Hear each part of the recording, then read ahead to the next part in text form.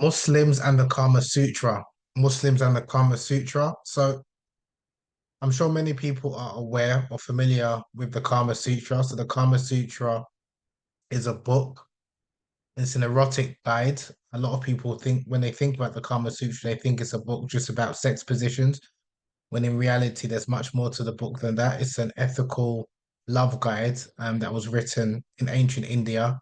It was actually written by a religious man, Vatsyana, who was known to be celibate. So apparently he didn't actually even have sex himself, but he wrote a guide about intimacy, about desire, about what men look for in women, how to attract a woman as a wife, how to sleep with a woman, how to pleasure a woman. The book is separated into seven parts, and only a very small portion of the book itself actually deals with sex positions. And the Kama Sutra itself is more of a compilation. So he wrote or he compiled from different other books, erotic books in ancient India about similar books, like similar to the Kama Sutra. And then he wanted to put it all together in his collection. And it was written primarily for the male elite, men who are kind of like the aristocrats in um in ancient India who had multiple sexual partners by way of their wives or wives and courtesans as well. So it was a book written for like the upper class of men. And he also spoke about some of the social or the cultural practices or sexual practices that was going on in his time. And in terms of the sex positions, of course, there are different manuscripts of the Kama Sutra, but according to a number of experts of the Kama Sutra and Indian erotology, they said that there was only about the first manuscripts there was only about 18 to 20 sex positions, whereas some of the later renditions of the Kama Sutra they had hundreds of sex positions. And the purpose of him writing the different sex positions was about compatibility, because there are certain genital sizes, like if a man is relatively big and a woman is relatively narrow, or small in size in terms of her vaginal orifice.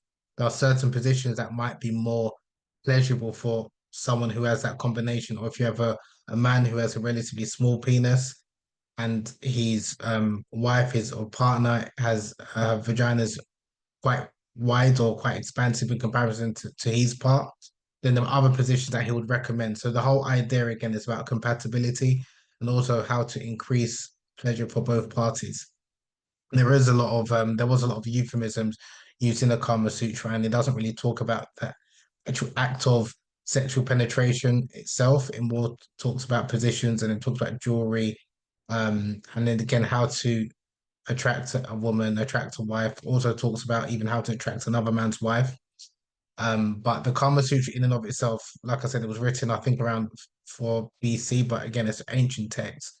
A number of Muslims in the ninth century, when they came across the Kama Sutra, when it was translated into Arabic, especially around Iraq and Baghdad times, a number of Muslim scholars they started studying the book, and then they also started to write their own, you could say, Arabic or Muslim Kama Sutras in a tradition known as Ilm al-Ba or Ilm al-Nikah, meaning art of sex or the science of desire. In their genre are known as erotology. So Muslims developed their own erotology. So Kama Sutra is a book about Hindu or Indian erotology. Then you had Muslims from, like I said, the ninth and 10th century. They wrote their own books of erotology, and they took a lot from the Kama Sutra as well as from ancient Greeks, like some of the philosophers like Galen, Aristotle, and the likes. Now, one famous book written in the 10th century called Jawami al-Ladha or Jami al-Ladha. There's two names for it, but it's the same book, translated as the Encyclopedia of Pleasure or the Compendium of Pleasure. Now, in Arabic, al-Ladha refers to pleasure, sexual pleasure. Now, he wrote this book, and this particular scholar, Ali bin Nasir al-Khatib, in the 10th century, and he drew heavily upon the Kama Sutra in his book. So he was writing primarily, again, similar to the Kama Sutra, he was writing primarily to what he called the Zarif, which is like the educated cultural men, the upper class men, who are known to have multiple wives, because in Islam, Muslim men are allowed to have up to four wives, and they also had multiple lawful sexual partners by way of concubines, and also some people who had adulterous affairs, committed zina, but he wanted to write a book. They lived a very lavish lifestyle, so he wanted to write a book for these men in order to, as he put it in the beginning, in order to differentiate themselves from the common man and the common people. So it was this understanding that the common man, the way he makes love like an animal.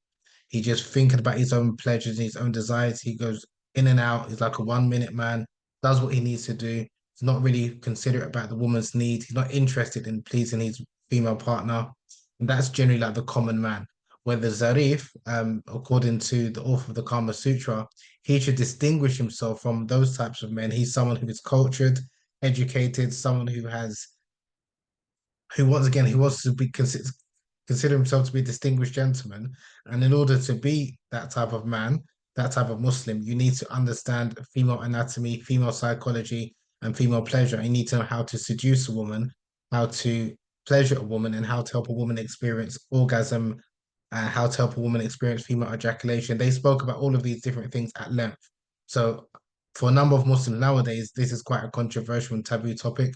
Whereas for a number of Muslims of the past, it was very normal to study ancient traditions about sex and eroticism, and also to write their own books about sex and women's pleasure and female orgasm in particular. So the book, the Encyclopedia of Pleasure, that's one book that again is a really excellent book, which draws a lot from the Kama Sutra book, and you could say it's like an Arabic or Arab Kama Sutra, Muslim Kama Sutra. Is very female friendly or women orientated, and it's currently there is a couple of translations in English that I've come across, but they are in universities. But I know that there are some academics who are working on translating the Encyclopedia of Pleasure. But again, it's a phenomenal book. It's one that I cited and relied on heavily when I wrote my book, A Taste of Honey, which I wanted to write a modern rendition of erotology for. But there are a number of things that were written in that book which isn't necessarily relevant for the modern day reader, like concubines and things like that. We don't have concubines. And there are also some problematic and outdated things that were said and antiquated views, which the modern reader probably wouldn't agree with, or their views on the science of physiognomy, as pronounced Firasa, and the whole idea of aphrodisiac as well. So I didn't really touch on those two subjects in my book, A Taste of Honey, but that was something that was spoken about a lot in the classical books of erotology. So again, just by summing it up, there are a number of Muslim scholars who studied erotology. Nowadays it's known as sexology.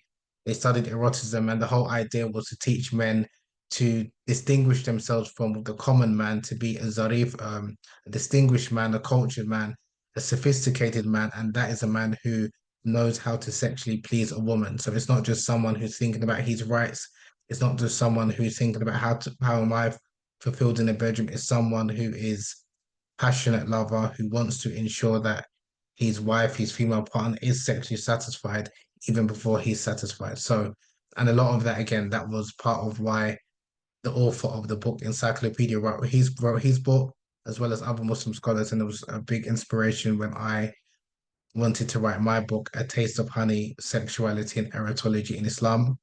If you want to know more about Islam's rich erotic tradition and erotology literature, and also a couple of books that I'm in the middle of translating or doing a modern rendition with some commentary. You can check them out on my institute, erotologyinstitute.com, or you can check out my book, A Taste of Honey, Sexuality and Erotology in Islam, as well as Women of Desire, A Guide to Passionate Love and Sexual Compatibility. Assalamu alaikum.